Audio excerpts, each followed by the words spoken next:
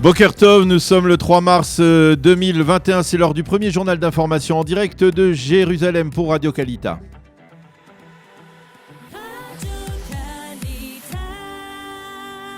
Nos studios à Jérusalem avec notre correspondant Daniel Haïk. Bonjour Daniel, à la une de l'actualité ce matin, la réouverture de l'aéroport Ben Gurion. Oui, en effet, Boker Tov Ilana, le cabinet Corona qui s'est réuni hier soir a décidé d'une réouverture progressive de l'aéroport international israélien qui est fermé depuis le 25 janvier dernier. Cette réouverture débutera véritablement dimanche 7 mars. À partir de ce jour-là, la fameuse commission de dérogation ne se réunira plus. Dans un premier temps et pendant 3 jours, seuls 1 millier d'Israéliens par jour seront autorisés à rentrer au pays. Le temps de préparer l'aéroport au retour massif des autres, si l'on peut dire. À partir de mercredi prochain, 3000 Israéliens pourront revenir au pays chaque jour. À partir de la mi-mars, ce sont 4 à 5000 Israéliens qui pourront revenir au pays chaque jour. Il faut souligner que ce plan a été validé en dépit des appréhensions des responsables de la santé publique qui redoutent l'importation, si l'on peut dire, en Israël de plusieurs variants susceptibles de provoquer un rebond de l'épidémie. Et justement, à propos de l'épidémie et des variants, les Israéliens s'inquiètent en particulier aujourd'hui de la propagation du variant new-yorkais. Oui, en effet, 3 membres d'une même famille israélienne ont été contaminés par ce variant, probablement après s'être trouvés dans la proximité d'un Israélien qui revenait de New York. Le ministère de la Santé a entamé une enquête épidémiologique pour retrouver la trace de ce variant qui a été repéré pour la première fois, il faut le souligner, il y a 3 mois et qui ressemble apparemment au variant sud-africain.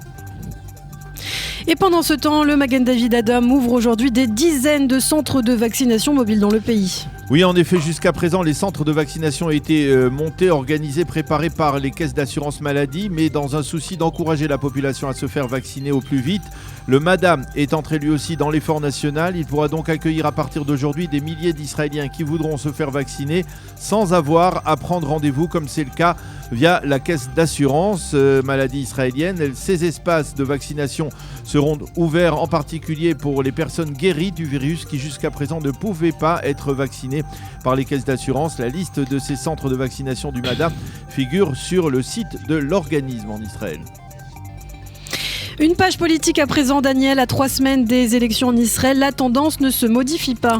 Oui, et Benjamin Netanyahou aura apparemment beaucoup de difficultés à former une coalition majoritaire. Le sondage des sondages réalisé par la chaîne publique 11 hier soir a établi que le bloc des anti-Bibi rassemblait 61 députés avec la liste arabe unifiée, tandis que le bloc des pro-Bibi n'en rassemblait que 48, auxquels il faut rajouter, ou on peut rajouter, les 11 députés du parti Yamina de Naftali Bennett, soit au total 59 députés. Selon ce sondage le Likoud obtiendrait 29 mandats, 18 pour Yesh Atid de Lapid, 13 pour Sahar, 11 pour Yamina de Bennett, la liste arabe 9, Chaste 8, le judaïsme orthodoxe de la Torah et Israël Beitenou 7 chacun, le parti travailliste 6, Meretz, le sionisme religieux et bleu-blanc avec 4 mandats chacun. Et puis sur le plan diplomatique, à noter cette initiative de l'ambassadeur d'Israël aux Nations Unies, Gilad Erdan. Oui, Erdan, qui est aussi le nouvel ambassadeur d'Israël à Washington, a envoyé une plainte officielle de la part d'Israël pour l'agression imputée à l'Iran contre le cargo de l'homme d'affaires israélien Rami Ungar dans le golfe Persique en fin de semaine dernière. Pour Israël, il ne fait aucun doute que c'est l'Iran qui est responsable de cette attaque. Dans cette plainte, Erdan affirme qu'Israël protégera par tous les moyens ses citoyens. Côté israélien, on envisage même une riposte à cette agression.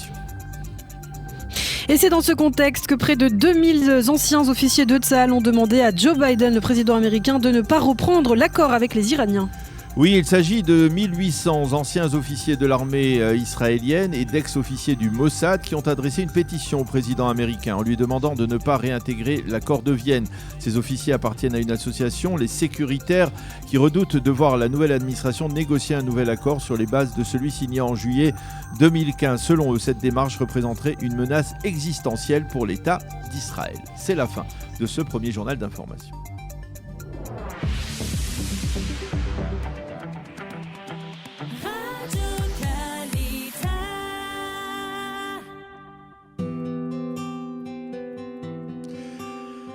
C'est l'heure de la météo, pluie éparse essentiellement sur le nord et le centre du pays avec une baisse des températures. La nuit prochaine, les pluies se renforceront et devraient s'étendre sur l'ensemble du pays jusque dans le désert du Negev. Les températures prévues aujourd'hui, 11 degrés à Jérusalem, 17 à Tel Aviv et 23 degrés à Eilat.